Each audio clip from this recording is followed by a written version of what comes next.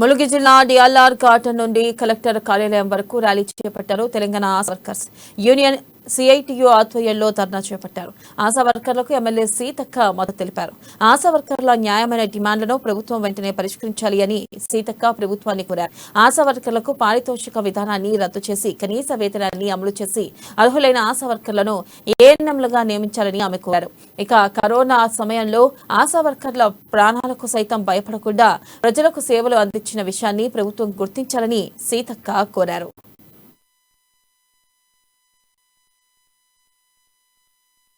అందరూ కూడా తమ యొక్క న్యాయమైన డిమాండ్ల కోసం మరి సిఐటియు నాయకత్వంలో పెద్ద ఎత్తున ఆయా కలెక్టరేట్ల ముందు ధర్నా నిర్వహించడం జరిగింది.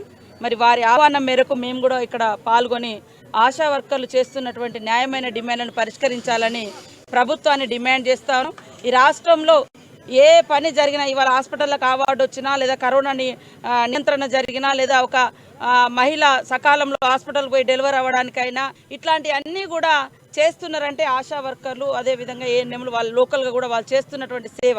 ముఖ్యంగా ఆశా వర్కర్లకు ఒక పర్మనెంట్, ఒక ఫిక్స్డ్ వేతనం అనేది లేకపోవడంతో ఇబ్బంది పడుతున్నారు. గతంలో కూడా తెలంగాణ వచ్చిన కొత్తలో వాళ్ళ బతుకులు బాగుపడతాయని ఎంతో ఆశతోటి మరి ప్రభుత్వాన్ని తీసుకొస్తే రాకుండా వాళ్ళని రకరకాలుగా మాటలు కూడా మాట్లాడినటువంటి పరిస్థితి. ఆ క్రమంలో మరి 500 నుంచి 9,000 జీతాలు ఇస్తున్నామనేమో అసెంబ్లీలో ఊదరగొడుతున్నారు.